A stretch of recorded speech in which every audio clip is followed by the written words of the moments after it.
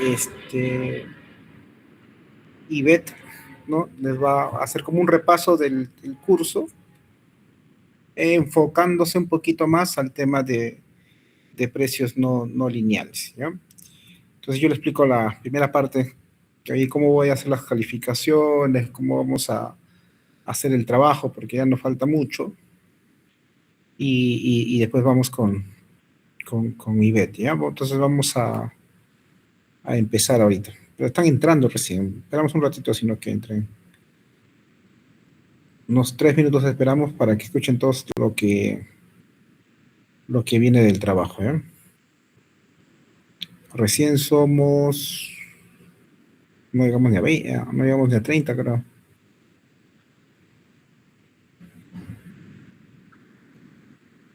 Y deberíamos llegar como a 60. No sé si hubo rectificación.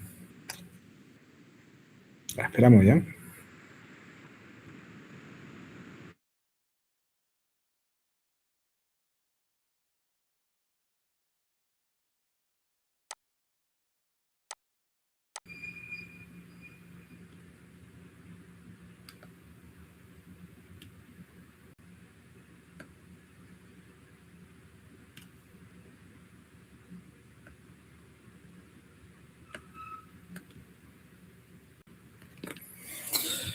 Y a ver, vamos con la primera parte, ¿ya? Un poco les voy a contar cómo voy a hacer la calificación del curso. Ya estamos casi a la mitad, pero bueno, sí es importante que les aclare este tema. Y, a ver, vamos desde el saque, ¿no?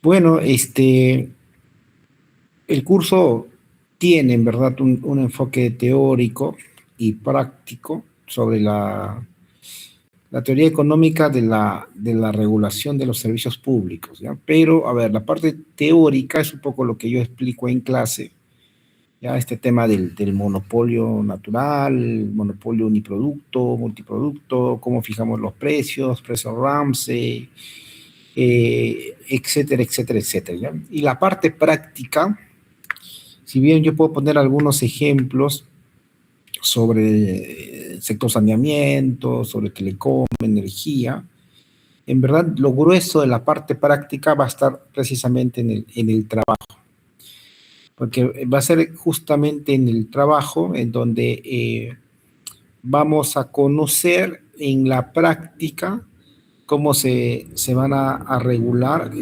algunos servicios públicos como la energía, el agua y saneamiento, las telecomunicaciones, la infraestructura en transportes, ¿ya? Esos cuatro cosas. Ahora, eh, entonces ahí va a estar, ¿no? La parte teórica que yo voy a dictarla en clase y la parte práctica que ustedes van a hacer, digamos, en el trabajo. Ahora, cada vez que, cada vez que hagamos las exposiciones, va a haber un espacio para que puedan hacer preguntas, ¿ya?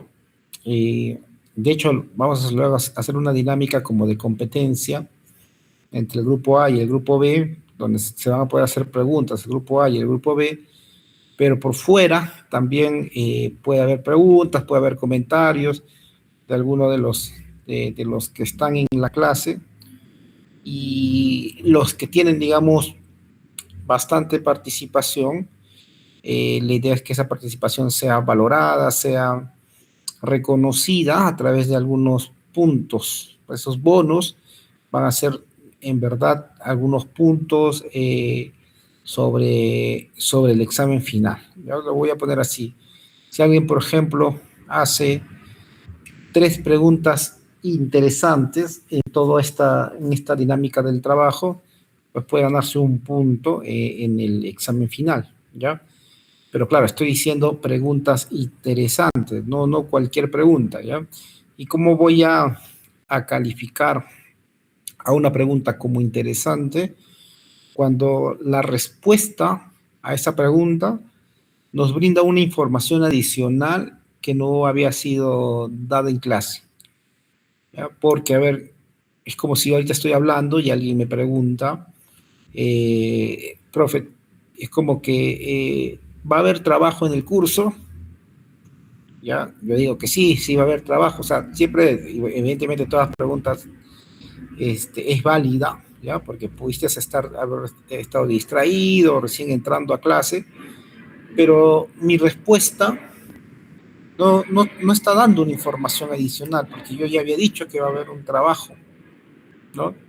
Entonces, por ahí se agradece la pregunta, efectivamente, porque no es bueno quedarse con la duda, pero en ese caso, esa pregunta no califica como una pregunta, digamos, interesante. Puedo llamarle de otra forma si quieren, pero o una pregunta calificable si quieres, ¿ya?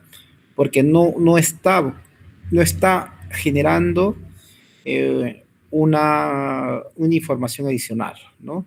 Si alguien me preguntase, por ejemplo, si hasta acá hubiese yo hablado y me dice, profe, ¿y sobre qué temas vamos a hacer el trabajo? Ya, eso yo hasta ahora no he dicho, ¿no? No he dicho sobre qué tema va a ser el trabajo, entonces, entonces el trabajo va a ser sobre el tema A, sobre el tema B, sobre el tema C.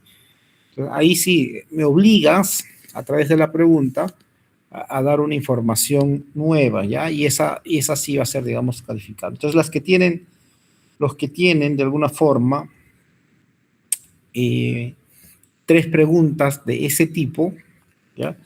Se van a hacer acreedores a un bono, ¿no? Que es un punto en el examen final y bueno, si preguntan mucho más veces, ya pues tendrán 2 puntos, 3 puntos, lo que sea, ¿no? Ahora, vamos a tener 4 calificaciones en el curso. Uno está claramente el examen, que debió ser esta semana, pero ya sabemos por factores exógenos que no podemos desarrollar el examen, ¿no? Espero que sí la podamos hacer la próxima semana. Eh, pero va a valer 30 puntos el primer examen, o 30% el primer examen, el segundo examen 30%, ¿ya?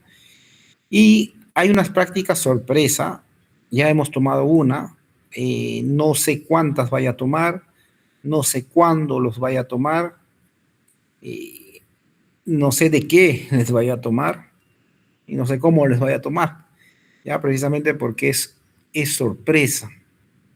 Mi objetivo sobre esta calificación es más incentivar, digamos, a que estén presentes en clase, ya que asistan, que no lleguen tarde, por ejemplo.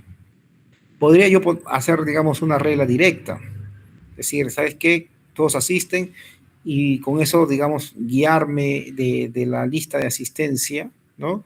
O de esa listita donde cada uno pone su nombre, su firma, pero ya, pues, a ver, yo también he sido ahí estudiante, ahí algunos trucos me sé al respecto, ¿no? Entonces, de alguna forma voy a tomar algunas prácticas como la que tomé la vez pasada, así sorpresivamente, de tal forma que cada uno esté como que en ese misterio si hoy habrá o no habrá esa práctica sorpresa, ¿ya? No sé cuántos sean, como les digo, puede que ya se acabe con la que tomé, o tome un par más, tome 3 más, no sé. Van a ser realmente sorpresas. Tan sorpresa es que ni sé cuántas voy a tomar, ¿eh? Entonces, esas van a pesar el 10% de la calificación. Todo el conjunto de las prácticas, el 10%, ¿ya? Y el trabajo, que va a ser un trabajo grupal, vamos a calificarla con un 30%, ¿ya? Hasta acá, ¿tienen alguna pregunta? Hablen o callen para siempre. Ya, entiendo que no hay preguntas, está clarísimo todo. Vamos con el trabajo.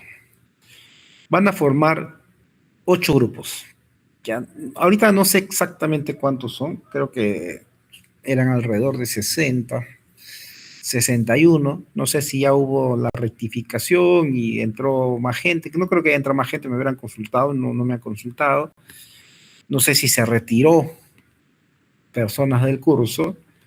Desconozco si ya fue la rectificación o no, ¿ya? pero ahí necesito el apoyo de Angie. Necesito que se formen 8 grupos casi del mismo tamaño, ¿ya? Casi del mismo tamaño.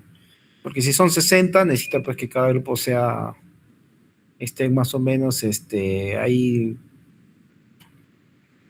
digamos, tengamos los grupos, como de 15, de 7, de 8, ¿no? Más o menos, 7 o 8.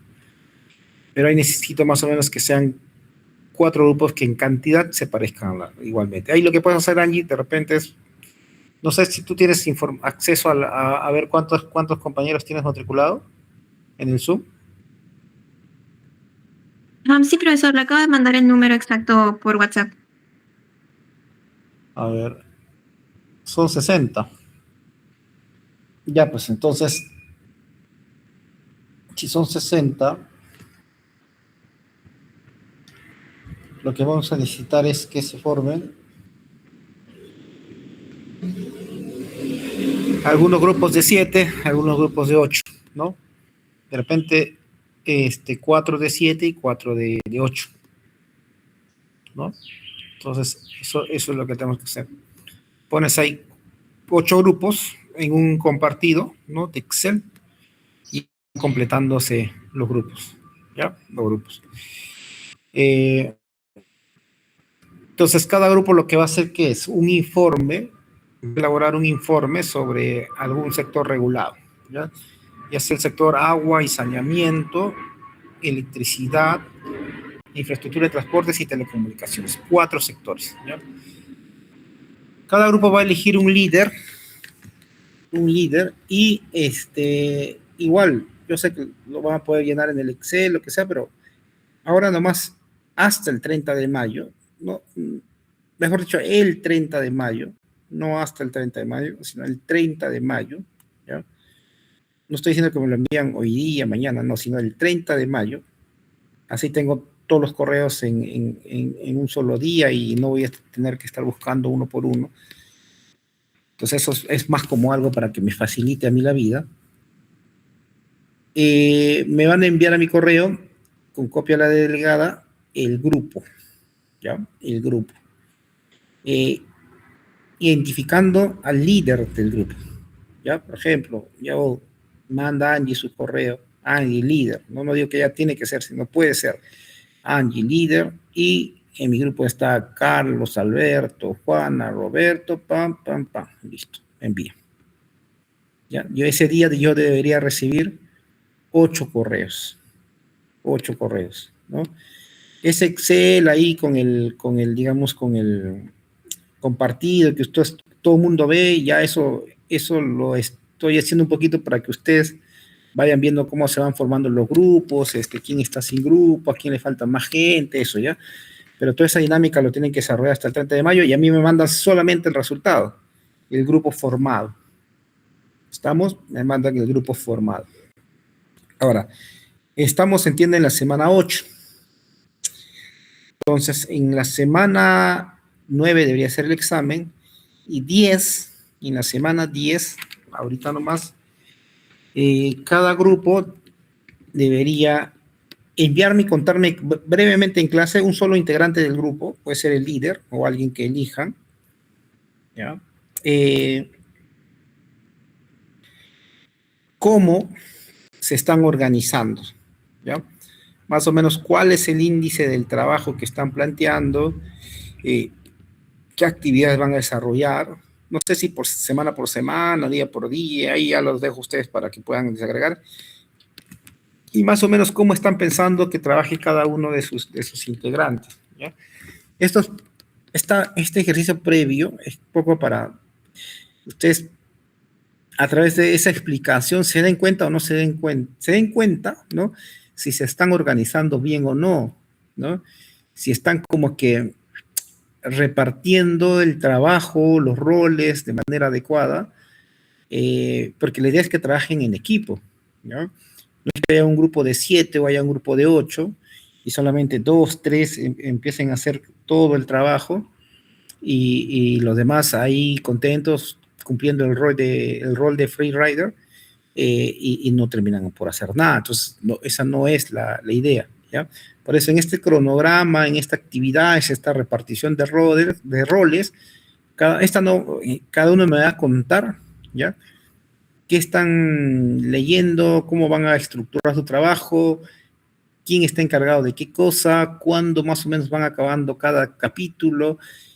Toda esa planificación, ¿ya? Alguien del grupo sale y me la cuenta.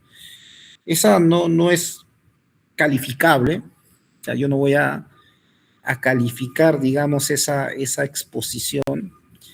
Lo que sí va a ser condenable es que no lo hagan. O sea, si hay algún grupo que no me cuenta nada, ¿ya? No me muestra ninguna planificación, entonces ahí sí, digamos, ese grupo pues va a ser como que va a partir como con unos puntos menos, ¿ya? O sea, le voy a restar puntos a ese grupo que no presenta esa planificación en la semana 10, ¿ya? En la semana 10. Es así, o sea, por presentar no va a ganar nada, pero el hecho de que no presente, sí va a haber ahí una penalidad. Ya vamos a tener ahí una penalidad.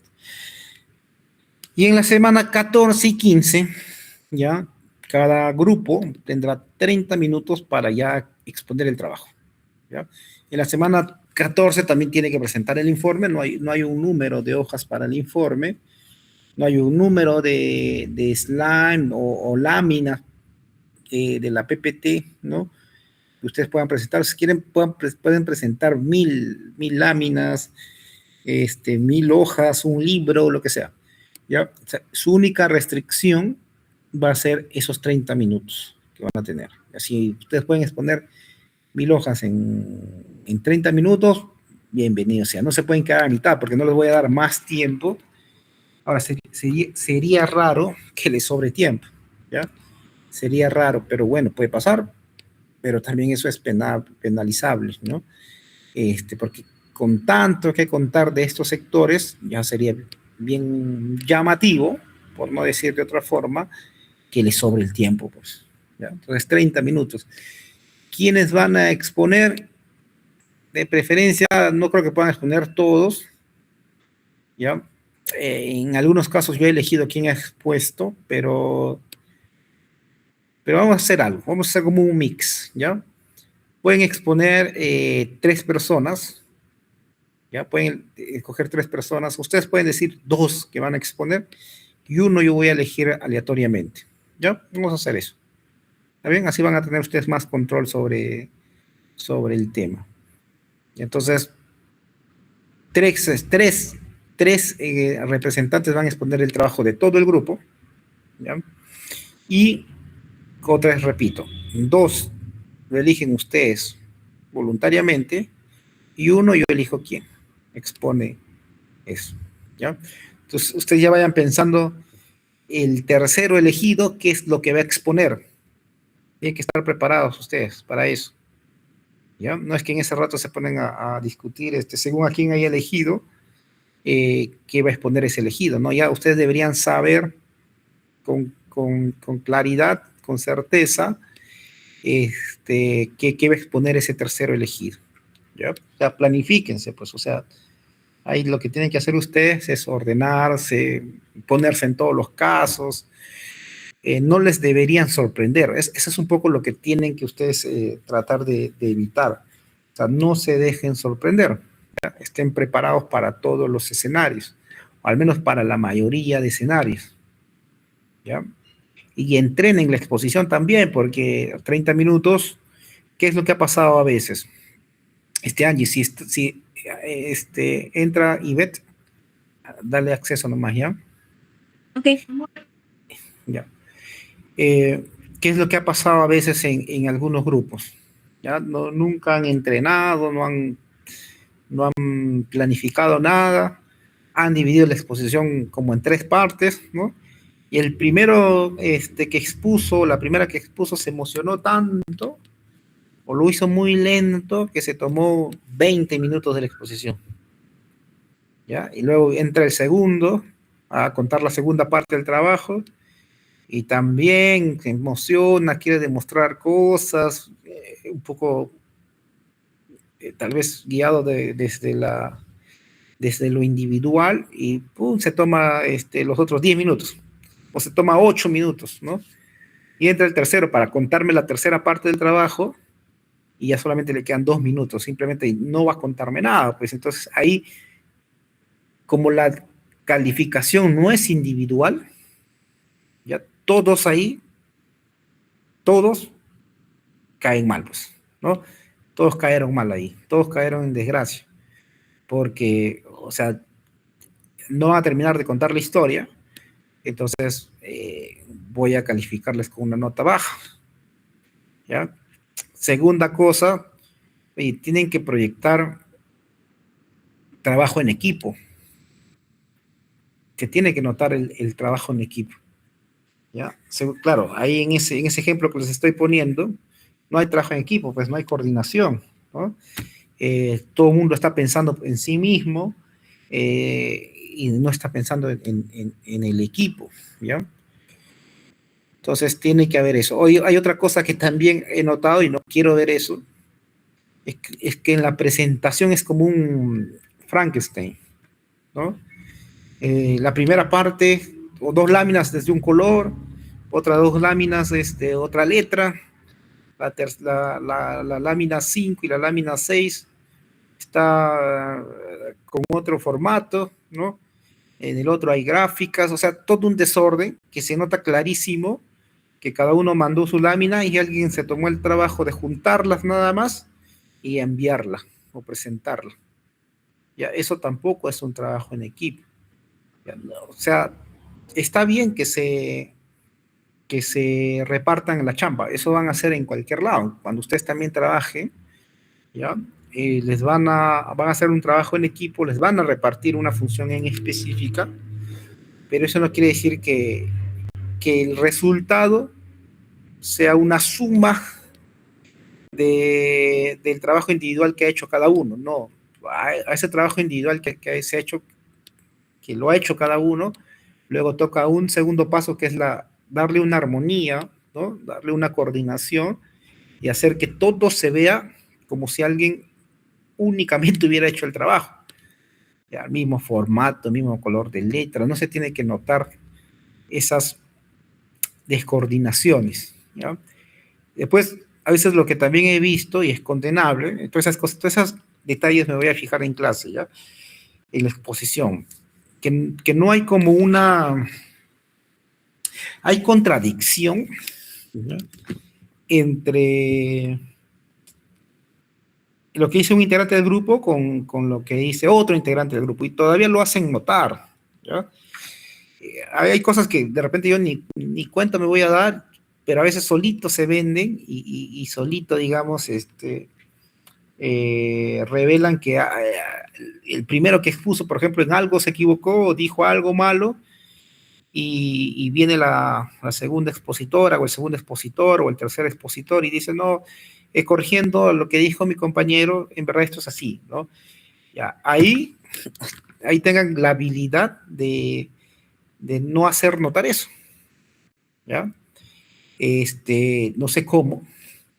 Lo ideal es que no lleguen a ese escenario donde alguien dijo algo malo y luego toque corregirlo. Lo ideal es que no lleguen a eso, pero si llegan, no lo hagan notar, pues. No vendan, o sea, ahí complementenlo, no sé, ¿ya?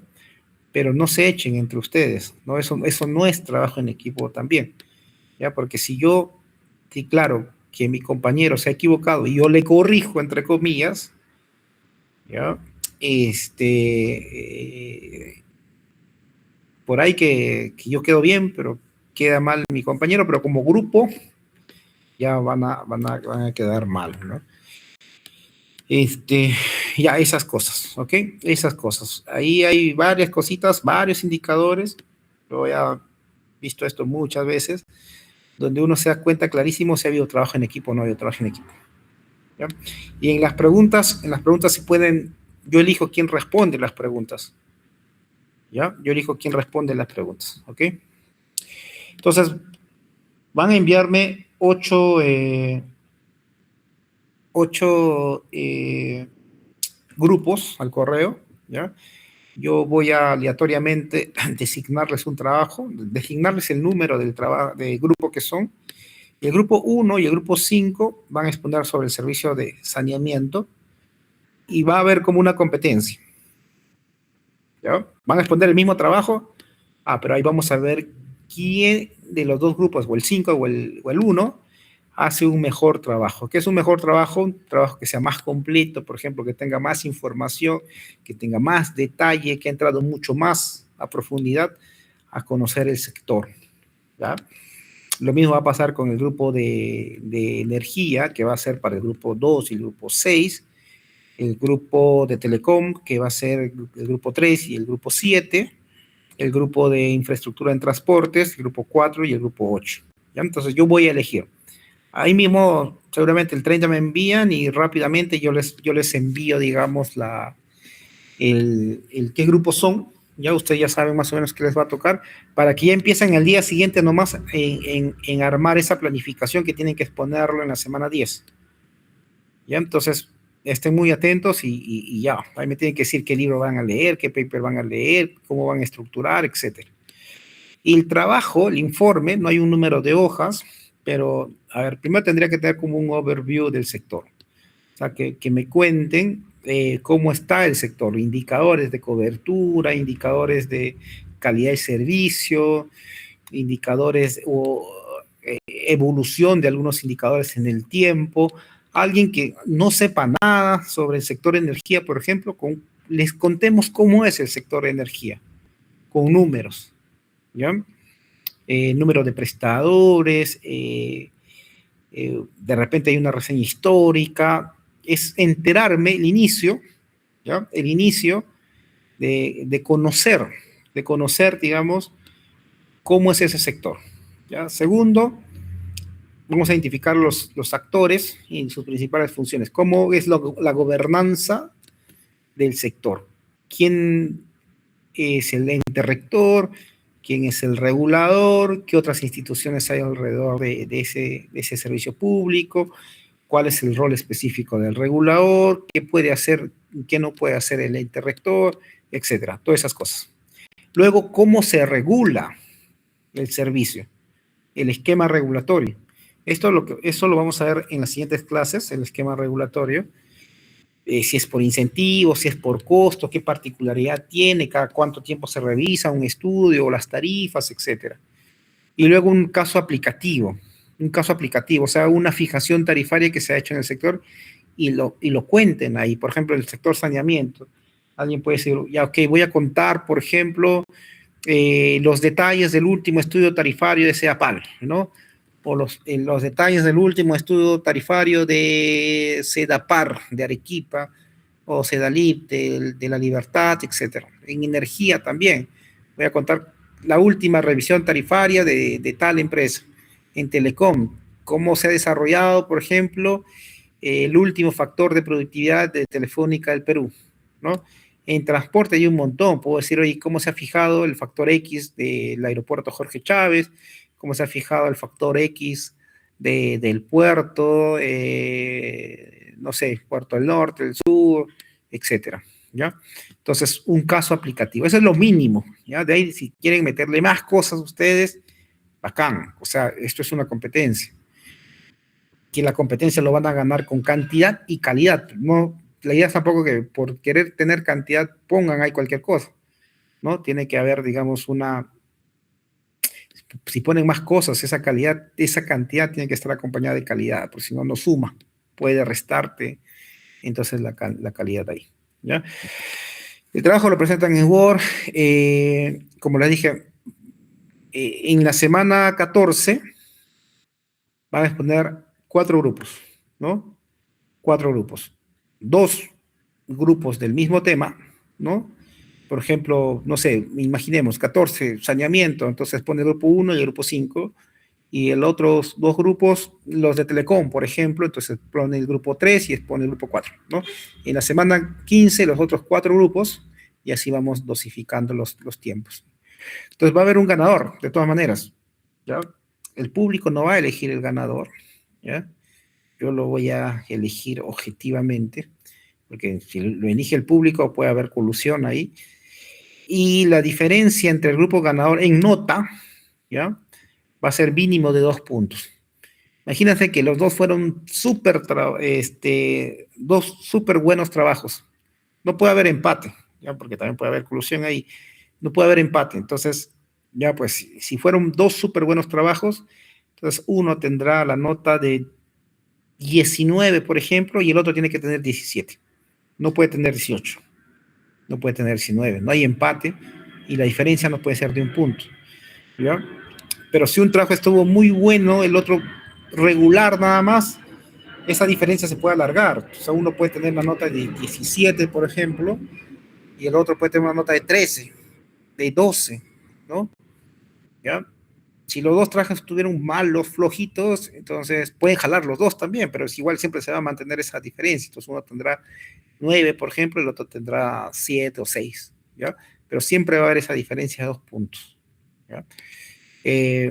Ahora, termina de exponer un grupo le hace un par de preguntas al otro grupo, el otro grupo también le hace un par de preguntas al otro grupo, ¿ya? Después vienen las preguntas que pueden dar los demás compañeros y ahí se van mechando, ¿ya? Entonces, ¿qué tiene que tener el trabajo? El trabajo también cuenta, no solamente la exposición, ¿ya? El trabajo también tenemos que tener un trabajo que sea muy concreto, no necesariamente a más cantidad de hojas es un mejor trabajo, no algo que te permita leer entretenidamente, ¿ya? Puede ser un buen trabajo porque cada párrafo te está tan claro, ¿ya? Y cada párrafo te cuenta una cosa distinta, ¿no? Puede ayudar, digamos, a que yo pueda entender mejor su trabajo y si yo entiendo su trabajo, lo puedo calificar de una mejor manera, ¿no? Y imagínate que estoy leyendo y no entiendo nada, y olvídense, pues ya, chao, jalaron. Y pueda que en verdad hayan investigado cosas interesantes, se hayan tomado el tiempo de entrar al detalle, pero por un tema de forma que importa, ya con el trabajo importa el tema de forma y de fondo, no logran transmitir a través del informe toda esa investigación que han hecho, pues no va a servir de nada, pues porque yo les voy a calificar como algo que está incompleto, vacío, no voy a valorar bien su trabajo, pero para que yo pueda valorar bien su trabajo, usted tiene que transmitirlo bien. Y para eso también es necesario que haya una buena redacción.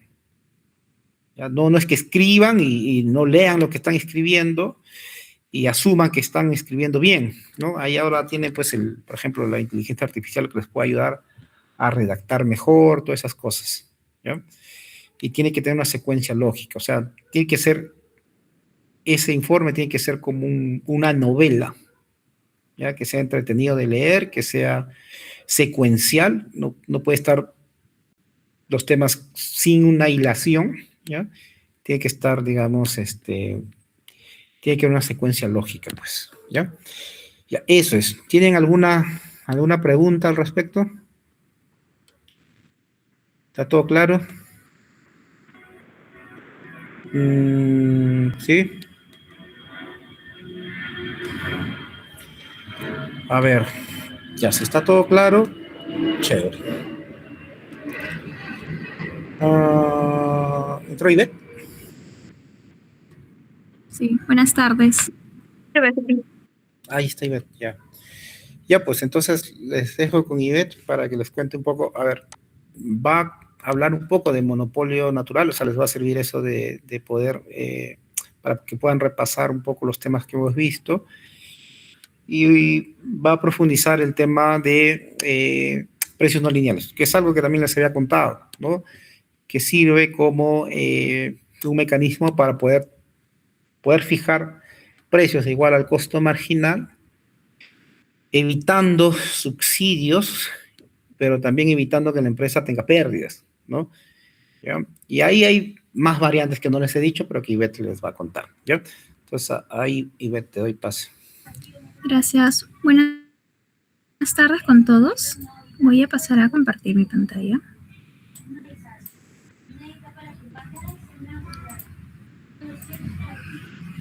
Ya está. Sí lo pueden ver, ¿verdad? Sí se ve. Ok, genial. Bien, el día de hoy vamos a profundizar un tema un poco más sobre las tarifas no lineales y las estructuras tarifarias, igualmente vinculándolo siempre a los casos aplicativos, ¿no? Ya haciendo un repaso general de dónde parte las tarifas no lineales, tenemos que respecto a los monopolios naturales y la importancia de la regulación tarifaria, ¿no?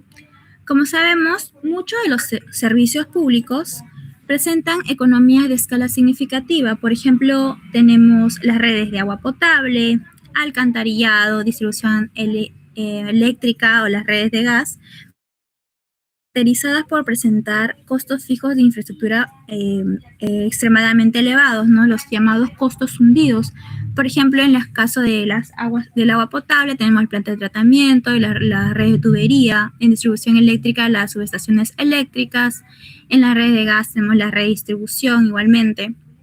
La cual es, si es que al ser costos hundidos, si es que nosotros como empresa encontrásemos que no nos resulta eficiente poder seguir prestando el servicio, no podemos destinar dicha inversión a otro mercado porque está específicamente para la industria que fue creada, ¿no? Entonces, formalmente, en estos casos se necesita los denominamos monopolios naturales. Entonces, existe monopolio natural cuando producir conjuntamente es más barato que dividir la producción entre varias empresas. Entonces, básicamente, tenemos esta representación, ¿no? Donde el costo total de producir los bienes es menor que si es que cada empresa se dedicara a producir individualmente. Entonces, dado que el monopolio natural se encuentra justificado, tendríamos el problema que sin una regulación, tranquilamente el monopolista podría cobrar precios excesivos, tomar decisiones sobre el nivel de producción o generar pérdidas de bienestar. Y es por ello que aparece el regulador económico tratando de intervenir de una forma u otra sobre el precio que se establece y incidir en las cantidades producidas. Ahora, ya justificada, ¿no?, la existencia de un regulador, tenemos una tensión permanente que analiza que es entre la eficiencia y la viabilidad. Por un lado, sabemos que desde la teoría económica lo eficiente es que el precio, sea igual al costo marginal, con ello maximiza el bienestar social. Sin embargo, en los casos de monopolios, vemos que los costos tienden a ser más elevados que el costo marginal, por lo cual, si es que nosotros nos manteniésemos en esta eficiencia económica, la empresa no podría solventar sus costos fijos principalmente. Y es en donde entra la sostenibilidad financiera, ¿no? Donde sí establecemos un precio y nivelado a los costos medios. Y en este punto en donde tenemos dos óptimos, ¿no? Entonces, yo pensando como regulador, deseo establecer una tarifa. Entonces, tengo que analizar en medida de cómo voy a establecer esa tarifa. Tenemos el primer óptimo que hemos visto, que es la eficiencia pura, que es una economía de competencia perfecta, ¿no? Donde ya tenemos conocimiento que el precio debe ser igual al costo marginal, pero en estos casos vemos que si es que nosotros establecemos el precio acá, la empresa no podría tener la capacidad de cubrir todos los costos. Y tendríamos este espacio de costos fijos no cubiertos. Lo cual, si es que nosotros nos mantuviésemos en esta regla, el gobierno pues debería financiar, ¿no?, a la empresa a través de un impuesto, de forma de que no se pierdan estos costos fijos, pero no es lo óptimo. No sería lo viable porque lo ideal es que una empresa, ya sea estatal, pueda ser autosuficiente y pueda autoabastecerse con la producción y los niveles de precios que están establecidos, ¿no? Entonces, esta idea de mantener un primer óptimo quedaría descartado. Luego tenemos el segundo óptimo, si es que nuestra tarifa le igualamos a los costos medios. Entonces, esta solución nos pasa por buscar un precio lineal que asegure la viabilidad económica de la empresa. Y si la empresa produce un único producto, tendríamos que fijar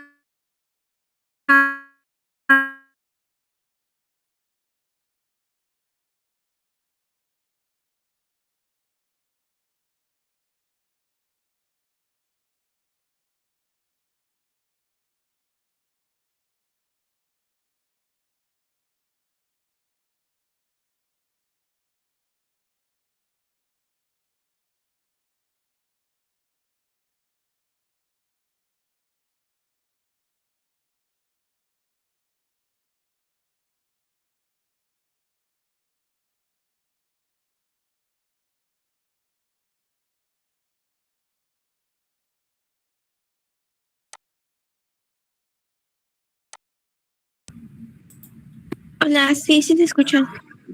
Gracias. Ok. ¿En qué parte me había quedado? En el segundo óptimo. Listo, gracias. Ok. Entonces, la segunda opción, ¿no? Pensando como regulador, es si es que nosotros fijamos la tarifa cubriendo los costos medios. Entonces, ¿cuáles serían las consecuencias?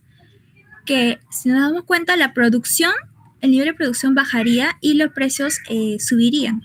Sin embargo, o sea, esto como monopolio natural, esto como monopolio puede servir, pero en caso de un monopolio natural, nosotros decidir que finalmente la empresa va a producir, por ejemplo, menos agua o menos electricidad, no sería lo óptimo, considerando que son bienes públicos y son necesarios.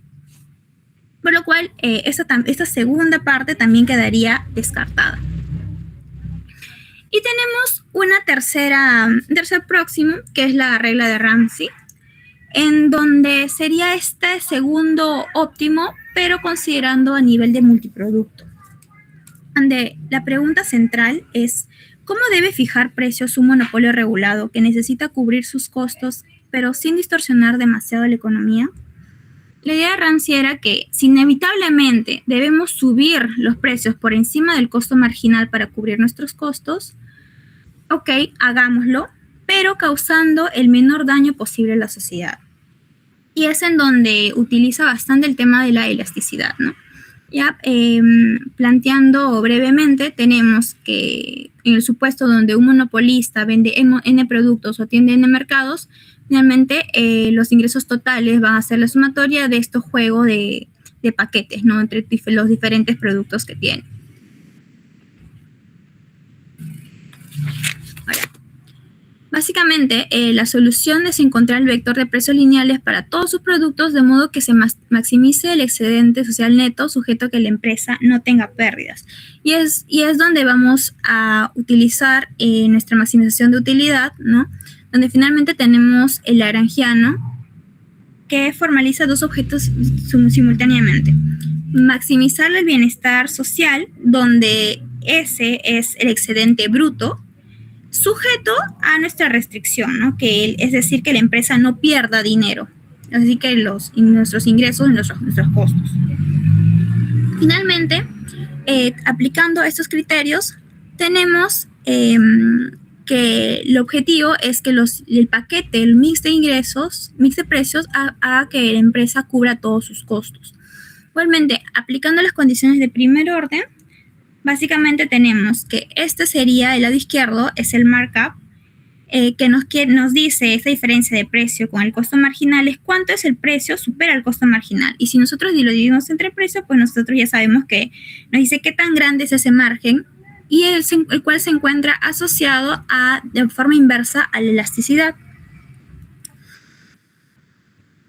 Donde nos tiene que los precios que se obtienen como resultado de este principio son los precios de Ramsey, ¿no? La regla indica que estos precios se deben fijar de forma de que esta diferencia y el costo marginal varíen en forma inversa a la elasticidad. Entonces, nosotros sabemos que si tenemos una elasticidad alta, nuestro markup va a ser bajo y viceversa. Así que, básicamente Ramsey nos lleva a decir que tenemos que cobrar relativamente más donde la demanda es menos sensible al precio. Y si no, distorsiona menos de esa forma las decisiones de consumo. Y esto sería ideal, enfocarlo a la elasticidad, donde encontramos bienes más inelásticos, es donde ahí vamos a enfocarnos y subir más el precio. Y esto funciona con un bien común, digamos, tenemos un chocolate de lujo, ¿no? Que sería una demanda elástica. Si es que sube mucho el precio del chocolate, pues la gente va a dejar de comprar. Pero ahora, si nos vamos a los bienes públicos, como por ejemplo el agua potable, si nosotros subimos ligeramente el precio del agua, sabemos que es un bien inelástico, no es que las personas decidan de un día a otro dejar de consumir o dejar de beber agua.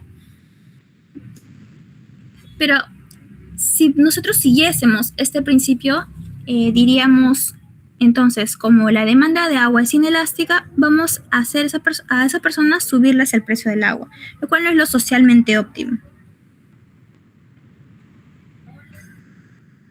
Ahora, considerando que el problema de la regla de Ramsey es que puede ser incorrecto aplicarlo y estaríamos diciendo que vamos a cobrar más a aquellos que más necesitan de este producto, es que aplicar tarifas lineales, ¿no? Un solo costo, considerando estos 3 escenarios, pues no sería lo viable en caso de un monopolio natural.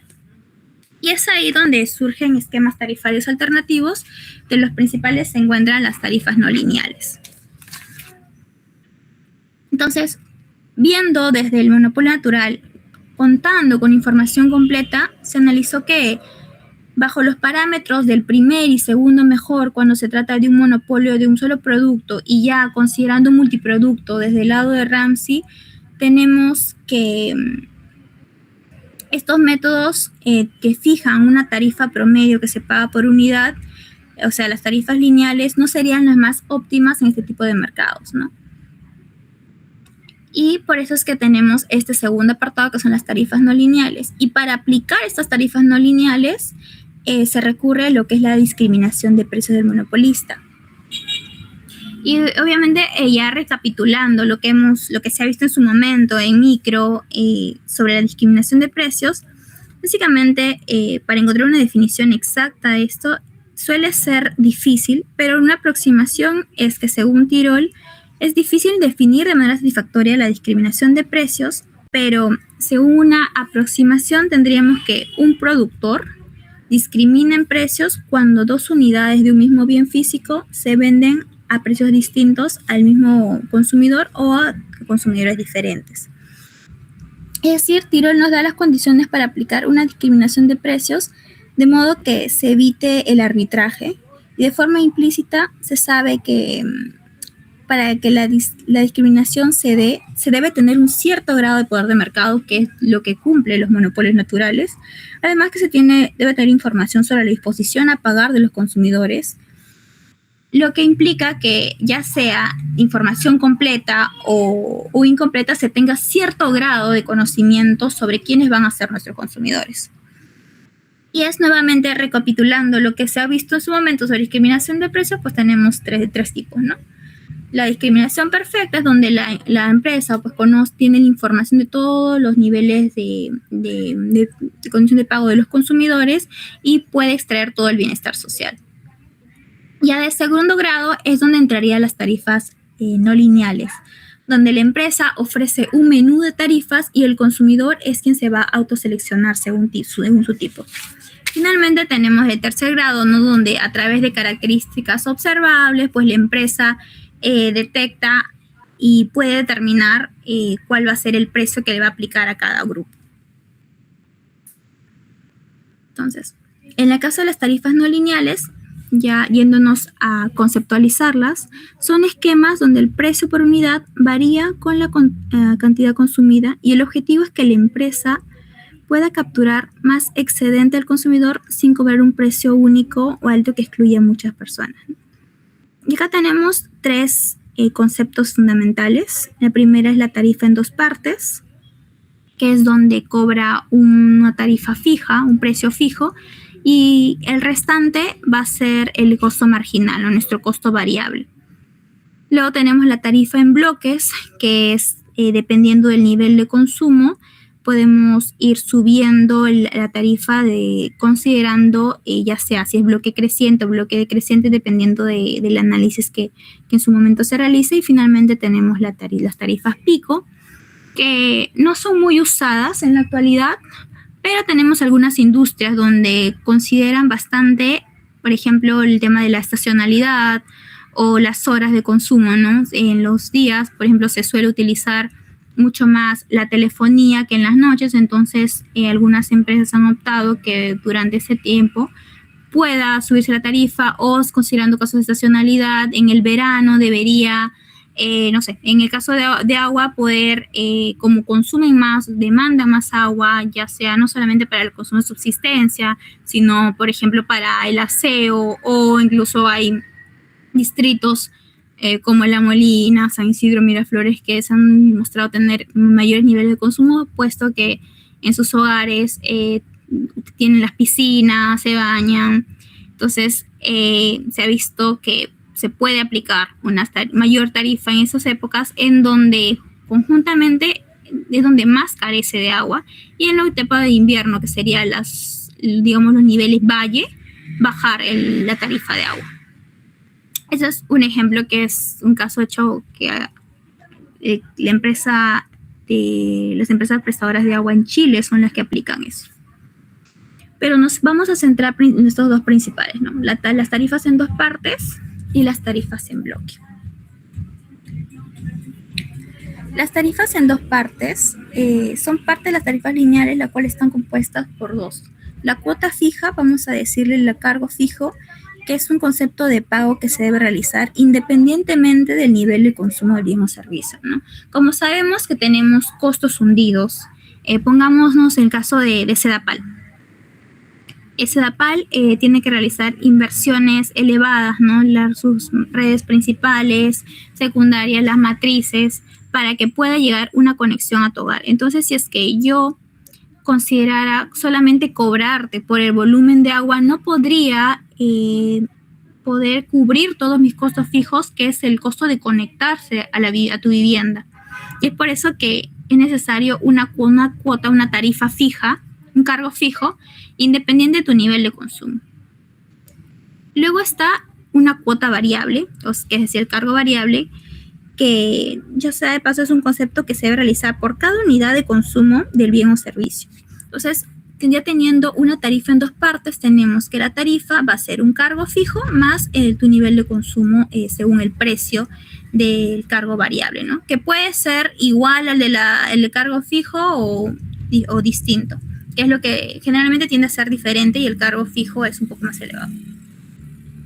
Entonces, básicamente tenemos esta expresión donde de esta forma se puede llegar a un resultado de eficiencia social mediante una tarifa, la cual va a hacer que la empresa pueda recuperar tanto sus costos fijos como los variables que varían según el nivel de producción de agua o de electricidad.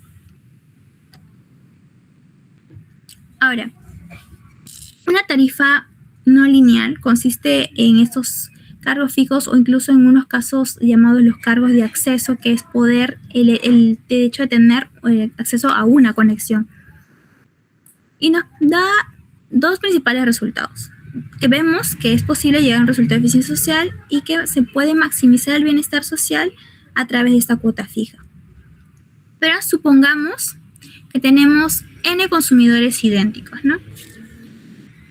Entonces, si es que yo soy una empresa cuya función de costos es la siguiente, entonces, para poder determinar mi cargo fijo, pues simplemente voy a dividir los cargos fijos totales entre el número de consumidores o los consumidores que yo tenga. De esta forma, voy a poder traspasar todos mis costos fijos directamente al cargo fijo y poder mantener este bienestar de costo igual el precio, que es igual al costo marginal en mi factor variable. Así que tenemos esto, ¿no? Donde el precio es igual al costo marginal, podemos cubrir y mantener esta eficiencia social, pero a su vez cubrir también la eficiencia económica por el lado de la empresa. Ahora, dentro de este esquema tenemos dos supuestos, ¿no? Si es que el cargo fijo va a ser mayor que los beneficios, que la diferencia entre los beneficios que percibe el consumidor respecto a sus costos, entonces se va a dar el consumo, se puede dar esta compra. Pero si vemos que el cargo fijo es superior a lo que el beneficio que tiene el consumidor, pues no tiene sentido ofrecer este servicio, ¿no? Por ejemplo, tenemos que el consumidor obtiene un beneficio de 100 y la cuota fija es 60. Entonces, va a haber un margen de 40 donde a la empresa, al consumidor todavía le conviene participar. Pero si digamos, el beneficio del consumidor después de los costos es de 40 y el cargo fijo es de 60, el consumidor no va a querer va a preferir no consumir, no sé, agua potable porque es demasiado caro y prefiero ir con otros sustitutos cortos, pero que igualmente me resulten más rentables, ¿no? Ya sea los camiones cisterna o consumir agua embotellada, que sería más caro, pero considerando las condiciones de mercado en la que tengo, donde el cargo fijo suele ser muy elevado, entonces voy a optar por esa decisión. Ahora, ¿cuál es el problema que se puede encontrar acá? Es que va a variar de estos, como ya mencioné, estos costos fijos. En donde si es que nosotros tuviésemos este supuesto donde el costo medio es el de acá, tenemos este cargo fijo. Pero si es que los costos de la empresa llegan a ser elevados a un mayor nivel, la empresa va a tener que cobrar todos esos niveles de cargos, de costos fijos. Entonces, veamos que si es que nosotros cobrásemos un cargo fijo donde está el costo medio 2, vamos a perder a todo este grupo de consumidores porque ya no van a tener la capacidad de poder cubrir la tarifa que yo les estoy cobrando. Entonces, viendo que tenemos dos distintos grupos de consumidores, la solución sería poder diferenciarlos y cobrarles de forma distinta a cada uno, ¿no? Si es que nosotros, por ejemplo, tenemos dos tipos, el excedente del tipo bajo y el excedente del tipo alto. Si es que tenemos al tipo bajo, nosotros y le cobramos por esta tarifa, tenemos todo este excedente. Perdón, creo que estamos haciendo bien. Pero si es que nosotros, me da un segundo.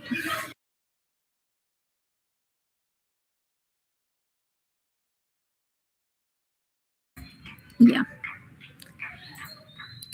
Ahora, si es que nosotros cobrásemos o quisiéramos llegar a los de tipo alto, estaríamos perdiendo a todo este grupo de consumidores, los cuales ya no van a poder cubrir los costos fijos por estar demasiado elevados. Entonces, la empresa va a tener que decidir qué es lo que le conviene, cuál le parece más rentable. Generar beneficios por todo este grupo o, digamos, establecer una tarifa, pero que involucre tanto el costo alto como el costo fijo, pero le va a generar menores beneficios. Entonces, lo óptimo, como ya mencioné, es poder ofrecer distintos tipos de contratos, ¿no? Que las tarifas se clasifiquen según el tipo de usuario al que tengo. Entonces, ya analizando hasta este segundo problema, es que sale las tarifas en bloques. Donde son un caso, digamos, de discriminación de precios de segundo grado, donde la firma no conoce el tipo de consumidor, pero va a diseñar un menú de precios tal que cada tipo de consumidor por sí mismo se va a autoseleccionar hacia el bloque que corresponde a su nivel de consumo. Y a diferencia de la discriminación de precios de primer grado, aquí la información se revela a través de la cantidad elegida, ¿no? Vamos a tener de dos tipos, tarifa en bloque creciente o decreciente. Vamos a partir de las tarifas de bloques decrecientes, que es lo que antiguamente en algunas industrias se utilizaban, pero ya no es lo óptimo, puesto que va a aplicar un tipo de diferenciación tarifaria en función a la cantidad de consumo, pero cuya característica principal es que la disminución del precio por unidad de medida se va a incrementar conforme tú vas consumiendo, ¿no? Tenemos este stock de precios y de cantidades. Tenemos que, por ejemplo, si nosotros vendemos 10 unidades, lo cobramos a 2,50 soles. Pero si es que tú consumes o tú compras mucho más, te voy a ofrecer una tarifa menos, ¿no? Y lo que podríamos encontrar como promociones en una industria se pueden aplicar porque me beneficia a mí como empresa que tú consumas más volúmenes. Pero tenemos el otro lado que es a nivel de, digamos, de factores ambientales o de recursos. Realmente me funciona a mí o yo debo incentivar que tú consumas stocks elevados. Por ejemplo, que yo te cobre mucho menos por el agua a medida que tu industria vas a realizar mayores consumos. Eso va a hacer que que haya un derroche y una escasez de servicios, sobre todo considerando las épocas de estiaje. Así que dependiendo del tipo de industria, vamos a ver si es que nosotros como reguladores nos conviene mantener ese tipo de tarifa en bloque decreciente. Acá en este tipo de tarifa se puede modelar una función tarifaria en función de modo que los costos fijos en función de los costos marginales, en el cual el incremento, mientras mayor es mi costo marginal, pues voy a disminuir la tarifa. Ahora, ¿cuáles son los beneficios de aplicar una tarifa en bloques decrecientes? Es que se puede aprovechar las economías de escala, porque finalmente a mí, mientras produzco a mayor nivel, a mayor volumen, pues voy a reducir mis costos. Entonces, a mí como empresa me beneficia. Además, voy a incentivar la demanda, ¿no?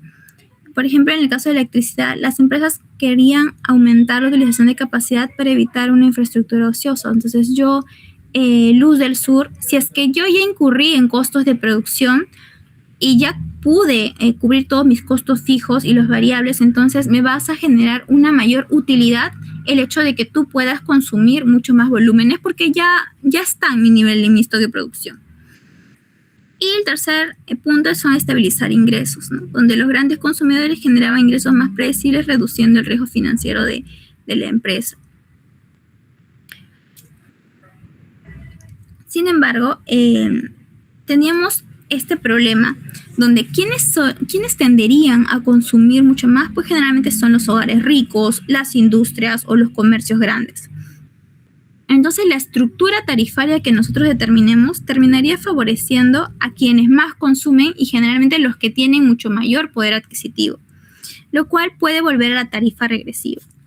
Y el otro factor es el problema ambiental, ¿no? Donde se va a generar incentivos al sobreconsumo, al desperdicio, a la baja conservación y resulta problemático en los sectores como agua, electricidad o en general recursos donde sean escasos o altamente costosos para producir y no puedan ser, digamos, renovables.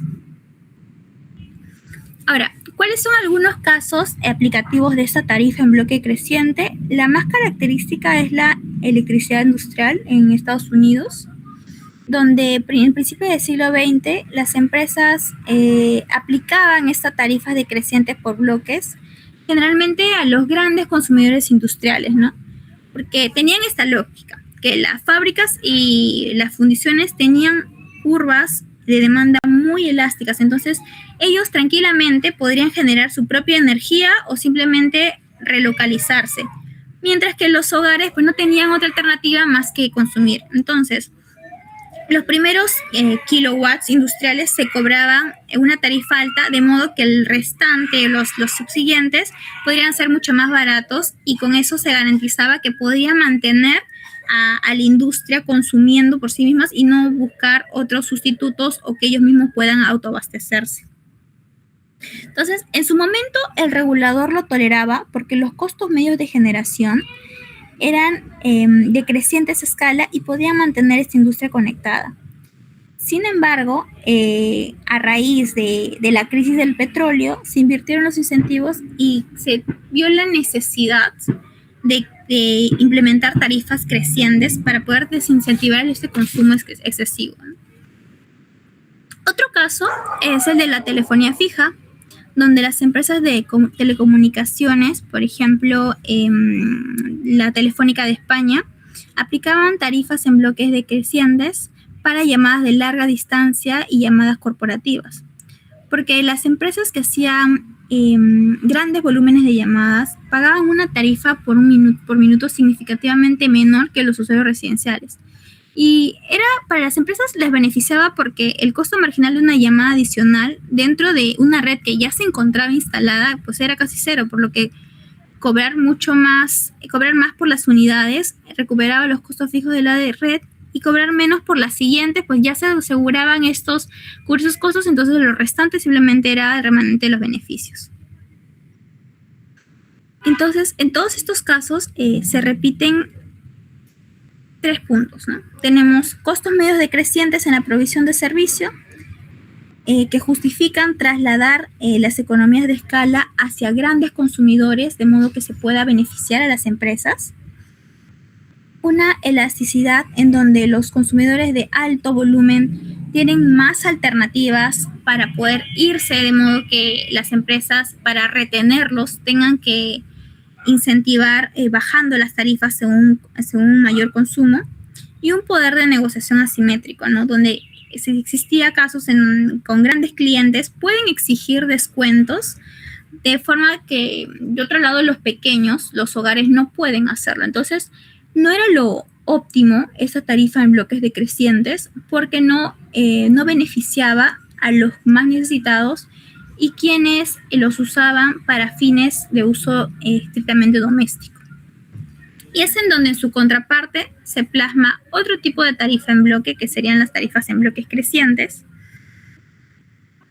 que igualmente se da en función a la cantidad de consumo, pero cuya principal característica es que el incremento de precio se da a medida que tú vas consumiendo, de modo que se busque desincentivar el sobreconsumo y es particularmente usado en industrias donde resultan muy costosas o se tiene un bien natural que resulta ser escaso, ¿no? Como por ejemplo el agua potable, el gas natural.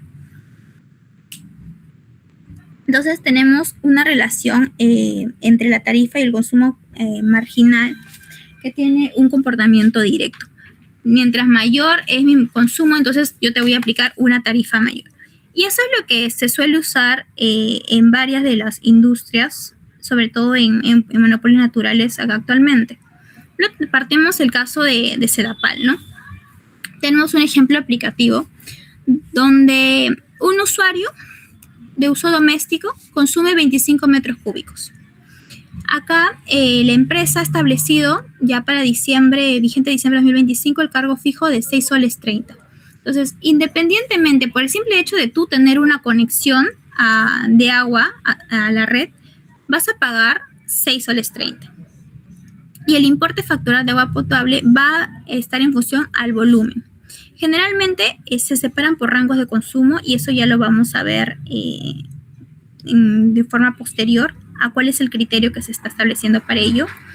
Pero lo ideal es que, particularmente para usuarios domésticos, se pueda pagar una tarifa que todos los usuarios, tanto en situación de pobreza como pobreza extrema, un usuario puede utilizarlo para autoabastecerse, ¿no? Consumo básico como consumo para beber el agua o bañarse. Entonces, se ha establecido que el rango va a ser para los 10 primeros metros cúbicos. Entonces, si tú consumes dentro de este rango, es que tú lo estás usando óptimamente para tu propio consumo, ¿no? Tu consumo familiar.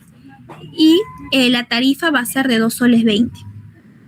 Sin embargo, ya posterior a estos 10 metros cúbicos, yo como empresa estoy entendiendo que necesitas estos niveles de agua para otros usos que no sean necesariamente los de consumo, que puede ser, y no es lo ideal, ¿no? Por ejemplo, lavar tus coches, regar las plantas, tener una piscina, dedicarte incluso a un negocio. Y es en donde a medida que tú vas a estar derrochando el agua, que yo entiendo que es mucho mayor a lo que yo como empresa establezco o considero que tú necesitas, es que te voy a aumentar la tarifa, ¿no? Donde 10 a 20 metros cúbicos yo no te voy a cobrar 2.20, sino va a ser 2.36. Si tú consumes de 20 a 50 metros cúbicos, 3 soles 22. Y de 50 más va a ser 7 soles 30. Entonces, si nosotros partimos que solamente agua potable, hemos consumido 25 metros cúbicos, ¿qué es lo que vamos a pagar? Va a ser el cargo fijo, que son los 6.30, más el nivel de cargo variable en función a su nivel de consumo, ¿no? Lo cual 25 metros cúbicos va a ser, vamos a acabar todos los 10 primeros metros cúbicos del primer rango, que son los 22 soles, pero la diferencia ya estaríamos entrando a un segundo rango de consumo, ¿no? Que va a ser estos 10 metros cúbicos que me quedan a 2.36. Entonces voy a pagar 23 soles 60. Pero no solamente consumí 20 metros cúbicos, sino son 25. Entonces los 5 restantes ya pasan a entrar en este tercer rango de consumo de donde voy a pagar 3 soles 22. Entonces, por estos 5 metros cúbicos voy a pagar 16 soles 10. Entonces, en total, el hogar va a pagar 61 soles 70.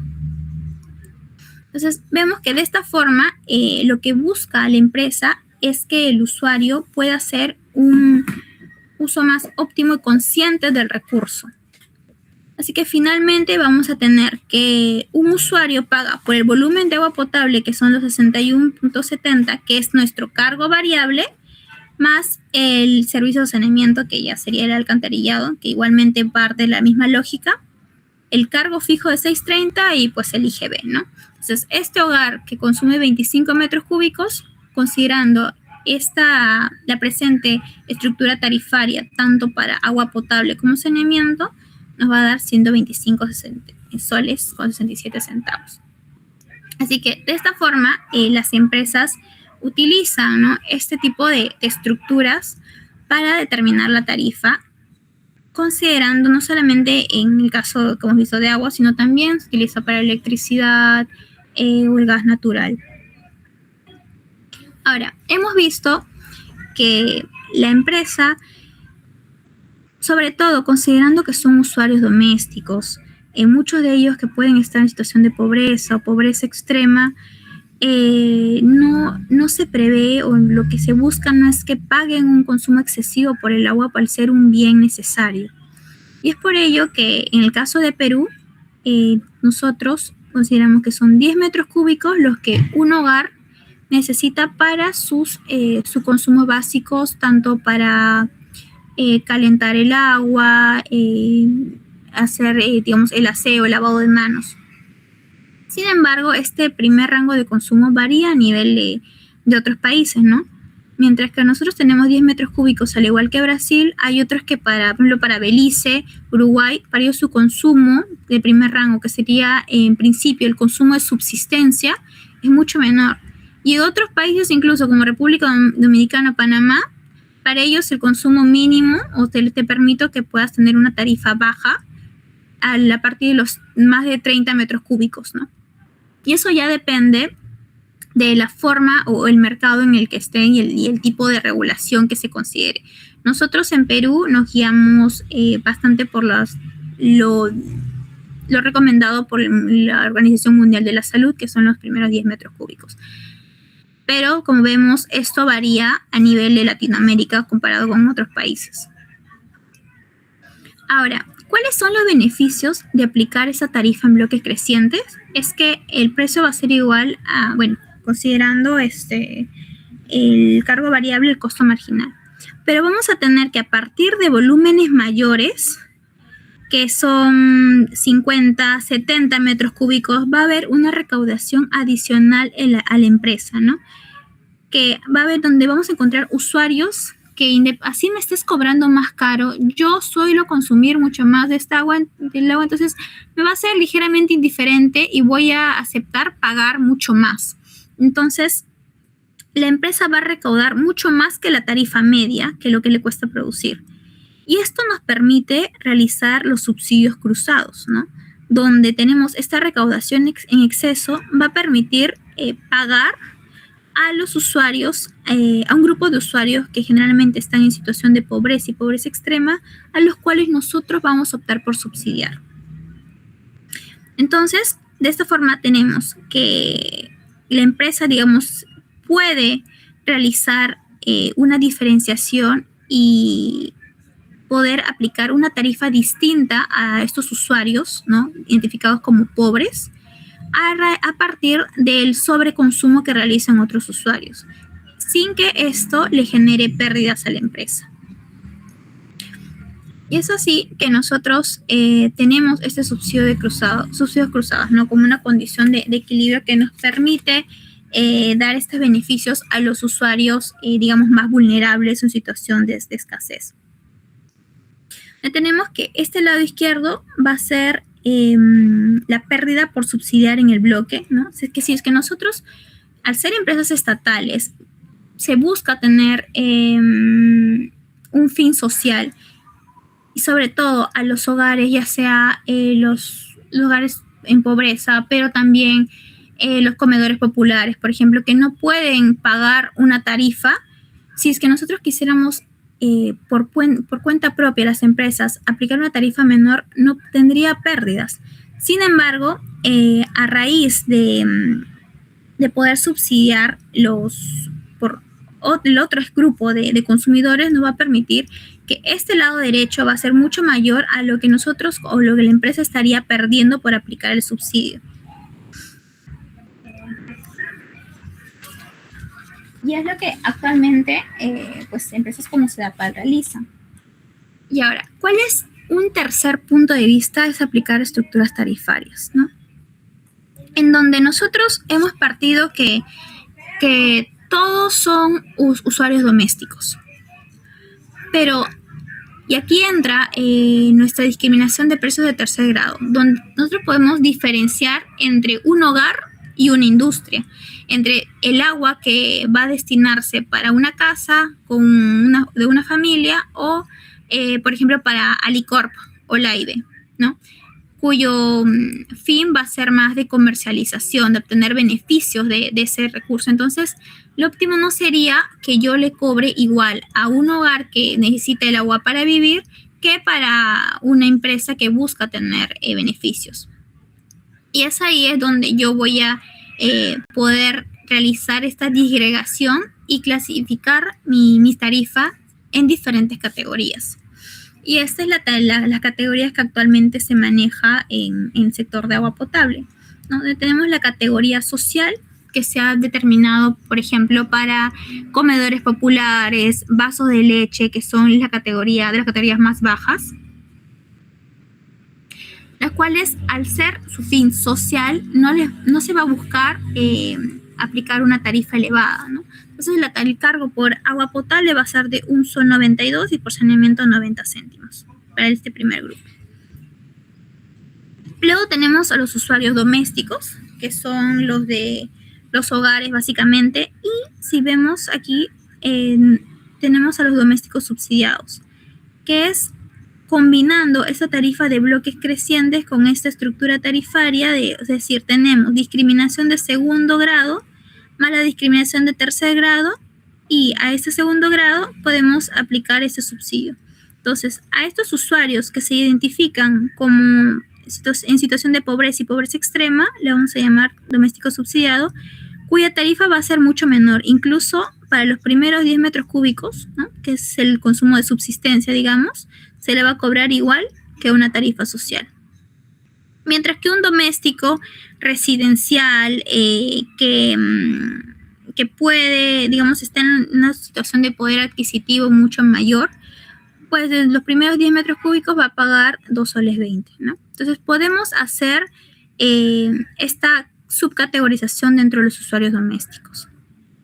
Luego vamos a tener otra categoría, los que vamos a llamar los que son comerciales y otros, en donde ya nos vamos a poner, digamos, los rangos mucho mayores, porque son usuarios que se dedican a, por ejemplo, las bodegas, los restaurantes, el riego de parques, panaderías, ¿no? Se dedican al comercio, los cuales no necesitan esta agua para subsistencia, sino para obtener beneficios, y es por eso es que las tarifas de agua va a ser de 8 soles 82, mucho más elevada. Y llega a otra categoría más, que es la categoría industrial, ¿no? Que son las grandes empresas. Por ejemplo, acá tenemos Gloria, Alicorp, cuyos beneficios van a ser mucho mayores a las de la categoría comercial, y es por eso es que se le va a aplicar una tarifa mucho mayor. Y finalmente tenemos la tarifa estatal, ¿no? Que son para las empresas del Estado, organizaciones públicas, ¿no? Por ejemplo, la universidad tiene o se les aplica una tarifa estatal. Mientras que si tenemos UPC, ¿no? Que sería una empresa, es una universidad, pero es una universidad privada, entonces a ellos se les aplica la categoría comercial. Así que acá podemos incluso recategorizar y poder tener un stock de tarifas, tanto para agua y alcantarillado, incluso dentro de cada categoría tener nuestra tarifa en bloque creciente, ya de modo que la empresa, y esto puede ir variando, ¿no? Ya cómo la empresa va viendo el comportamiento de los consumidores. Obviamente la tarifa industrial, independientemente del consumo, es bastante elevada frente al resto. Y igualmente esta estructura tarifaria pues puede ser objeto de críticas, ¿no? Y constante cambio, porque puede ser que un usuario venga y nos diga, no, ¿saben qué? A mí me estás cobrando, por ejemplo, una categoría comercial, pero yo, mi fin no es comercial, yo no me dedico al comercio, entonces deberías cobrarme, no sé, ni siquiera doméstico, sino social. Y es un caso que hemos tenido, por ejemplo, tenemos a las iglesias, ¿no? Donde una asociación de iglesias presentó una queja ante la SUNAS, manifestando que ellos, al no buscar beneficios por parte de cómo funcionan, pues no deberían pagar una tarifa comercial, porque debería ser muy elevado. Y eso es debatible, ¿no? Porque finalmente no podemos considerarte como un doméstico subsidiado, porque tu fin no es para el consumo propio, que es el objetivo, que se busque que todos los usuarios a nivel nacional puedan tener un acceso a agua potable. Entonces, bajo ese principio, tu fin no va por ese lado, pero tampoco social, porque eres una entidad particular cuyo, si bien está atendiendo, ¿no?, a las personas, no llega a ser o no llega a estar establecido como un comedor popular o un vaso de leche, ¿no? Y también, de otro lado, es que generalmente estos son organizaciones que, por su función de brindar más consumo a los más necesitados, realizan un mayor nivel de consumo de agua. Sin embargo, como iglesia, ¿qué tanto podrías tú producir que llegue a niveles elevados, ¿no? Entonces, eso fue, por ejemplo, un caso que nos ha llegado. Otro caso que recientemente pasó es el del zoológico, el Parque de las Leyendas, ¿no? Se tiene el caso de que el Parque de las Leyendas, por su función, ¿no?, vemos que es comercial, entraría dentro de la categoría comercial. Sin embargo, esto en los últimos años, el Parque de las Leyendas está siendo subsidiado por el Estado para pagar los consumos de agua, donde, como sabemos o podemos más o menos imaginar, el consumo de agua de la Parque de las Leyendas es bastante elevado. Entonces, ahora se ha optado, bueno, ya es decisión del Estado, de que ya no se les va a subsidiar. Y es preocupante para ellos, sobre todo creo que es a la municipalidad, de cómo poder cubrir estos costos de agua, porque representan prácticamente la tercera parte de todo lo que ellos recaudan, ¿no? Así que han pedido, ¿no?, que se les cambie de categoría. Pero si tenemos en cuenta, un cambio de categoría no es tan fácil, puesto que se tiene que analizar que no solamente yo te voy a estar cambiando a ti, sino puedo estar cambiando a todos los usuarios que entrarían dentro de tu mismo tipo, ¿no? Puesto que esta categoría no es individual, no es que simplemente a ti te voy a aplicar y al resto no. Entonces, lo que se busca es que sea dentro de una norma, sea uniforme, y se busque que finalmente el agua que te voy a cobrar, la tarifa que lo pagan todos porque es la tarifa media, se distribuya de modo que sea las más bajas para los más necesitados y las más altas para otros fines. Entonces, es que nosotros hiciéramos cambios en esas categorías, tendríamos que también tomar en cuenta que la tarifa media tendería a variar, causando que tranquilamente usuarios, no sé, en situación de pobreza o pobreza extrema, a pesar de ser subsidiados, podrían pagar una tarifa más alta, por ejemplo. Así que, como vemos, aplicar de esas tarifas en bloques y las estructuras tarifarias no son tan sencillas, y necesitan un nivel de análisis sobre a quiénes yo voy a aplicar la siguiente categoría, quiénes voy a recategorizar, quiénes podrían entrar en uno y otro y cuánto va a ser mi ganancia. Pero a diferencia de una tarifa lineal, digamos, es lo más óptimo, ¿no? Igualmente, las estructuras tarifarias no son las mismas, así como nosotros aplicamos en Perú y en el resto de Latinoamérica. Por ejemplo, tenemos las estructuras considerando la categoría doméstica, donde el resto de países, a diferencia de Chile y Argentina, sí consideran nuestros diferentes rangos de consumo. Pero en los dos países no. En caso de Chile, por ejemplo, ellos consideran que solamente tienen dos categorías, residencial y no residencial. Entonces, independientemente del fin que tú le destines al agua potable, yo te voy a estar cobrando una tarifa, digamos, plana. Y es lo que ellos han optado, porque la regulación varía y está en función a la realidad que vive cada país. Igualmente en Argentina no se hace este desglose, incluso en Chile mucho menos, y que finalmente para ellos les funciona, ¿no? Entonces la única forma que podremos analizar es qué tan óptimo es la tarifa media, si finalmente los hogares en las condiciones, sobre todo los más vulnerables, tienen la capacidad de pago de esas tarifas. Así que mientras nosotros hemos hecho esta categoría, digamos, mucho más desagregada, otros países han tenido sus propias categorías, incorporando mucha más desagregación, mucha más diferencia entre los bloques. Otros simplemente doméstico es algo plano, igualmente comercial, y como si fuese el industrial estatal. Otros han incorporado muchas más subcategorías, y entonces varía dependiendo de la realidad nacional y cómo el regulador toma estas decisiones. Entonces, básicamente es esto, en adentrarnos en el tema de las tarifas no lineales.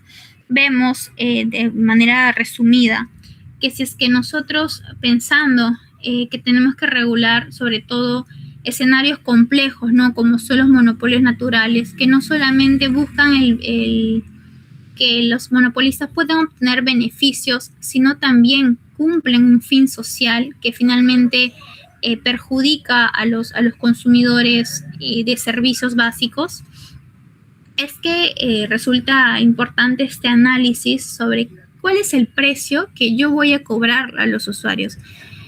Vemos que una tarifa lineal puede no ser la más óptima, a pesar de que sea lo ideal en caso de que nosotros deseamos cobrar. Lo óptimo sería cobrar precio igual a costo marginal, ¿no? Pero considerando la realidad de un monopolio natural, sabemos que eso no es posible. Pero además de eso, es no solamente que sea viable financieramente para la empresa, sino que cumpla con este trade-off con el objetivo de beneficio, de cumplir una eficiencia social. Así que ya independientemente del tipo de regulación, del tipo de industria que tengamos, pues sí es relevante analizar cuál sería la tarifa más óptima a destinar a cada uno de ellos, ¿no? El tercer tipo, y es el que no hemos entrado a detalle porque son estos dos principales, es el de tarifa pico y tarifa valle, y el precio valle. ¿Qué es lo que actualmente, como ya mencioné, lo aplica Chile, ¿no? Y cumple bastante el tema de estacionalidad. Y de hecho, desde el año pasado se tiene mucha mayor incidencia en que pueda incorporarse este tipo de tarifas en el sector de agua potable, por ejemplo. Puesto que se ha visto que en los meses de diciembre, enero, febrero y hasta marzo inclusive, tenemos que el consumo de agua promedio es superior a los meses de invierno, lo cual nos llevaría a decir, pero si es que tú a lo largo del año estás cubriendo tu consumo de subsistencia, ya tienes, digamos, tus 10 metros cúbicos, ¿qué es lo distinto entre un mes y otro? Que generalmente es porque hace calor, te bañas más, te hidratas más, o haces más uso de las piscinas o centros recreacionales similares, los cuales pueden no ser necesariamente para subsistencia, ¿no? Incluso hay hogares que simplemente van y ponen su piscina al frente, su piscina inflable, y que se les seguiría cobrando como tarifa doméstica, pero estaría corriendo el riesgo de la disponibilidad del recurso, aún más considerando que en estos meses son meses de estiaje, ¿no? Acá en la costa. O incluso ya por el lado de la sierra vemos que hay huaicos. Entonces, muchas de las infraestructuras de producción y tratamiento de agua generalmente tienden a colapsar o no están funcionales, y producir cada metro cúbico de agua resulta ser mucho más costoso, adicionalmente que la demanda es mayor. Entonces, es viable la aplicación de una tarifa pico, digamos que sería en los meses en donde hay mayor consumo, que supere al consumo de subsistencia, ¿no? Digamos, si es que nosotros tenemos esto a lo largo de todo el año, por ejemplo, la tarifa pico podría ser de 0 a 10 subsistencia, pero de 10 a 15 va a ser nuestra segunda tarifa. Pero no sé, si es que tenemos de 20 a 50, le aumentamos la tarifa. De 50 a 70 creamos un nuevo rango, una tarifa mayor, y nuestro último va a ser de 100 a más, una tarifa mucho más elevada que solamente va a funcionar por determinados meses. Esa sería la lógica de atrás. A diferencia de los otros meses, que serían los meses valle, en donde el consumo es mucho menor, puesto que generalmente en invierno las personas tienen frío, lo único que utilizan, digamos, el agua sería para consumo, para limpieza básica, lavado de alimentos. Entonces, también es en donde, digamos, mayor excedente podría tener en agua potable, así que me resulta menos costoso la producción, y podría en esos meses compensar y pagar una tarifa menor, ¿no? Así que esto es lo que funciona en Chile. Por ejemplo, es mucho más dinámico. Si bien, como ya he mencionado, ellos no cuentan con una estructura tarifaria con rangos de consumo, sí tienen esos pico y valle que les asemejaría trabajar bien, digamos, a lo largo del año, ¿no? Que la tarifa a su manera pueda cumplir, pueda cubrir sus costos y asimismo también atender a sus usuarios. Bien, respecto a estos 3 puntos, sobre todo a las tarifas lineales, ya para poder haber visto este resumen de clase, ¿tienen alguna duda al respecto?